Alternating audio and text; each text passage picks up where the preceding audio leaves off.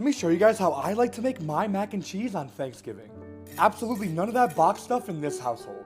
We're going to start out with our cheeses, and for this, I like to use a mixture of mild cheddar, mozzarella, Gouda, and Gruyere. Next, we're going to make a seasoning blend starting with plenty of onion powder and garlic powder, a good bit of cayenne pepper, and last but not least, plenty of smoked paprika. Once that's all prepped and ready to go, we're going to go into a big old pot with our butter. Once that's melted, we're going to toast off just a little bit of those spices, and then after a minute or two, we're going to drop in an equal amount of flour as well. Once that flour's been cooked out, we're finally ready to start slowly streaming in our whole milk. At first, it's going to look really rough, and you're going to think you ruined Thanksgiving, but just keep adding milk, and I promise you'll get a nice and smooth bechamel. Once we have our bechamel, we're going to drop in more of our seasoning, along with a real hefty pinch of salt and black pepper to taste. And I've actually never done this before, but we're going to drop in a scoop of Dijon mustard as well. Shout out Teeny, hers is the best for a reason. Now we're going to completely turn off the heat and start melting our cheese, starting with 2 slices of American. And then it's finally time to start slowly dropping in that cheese blend.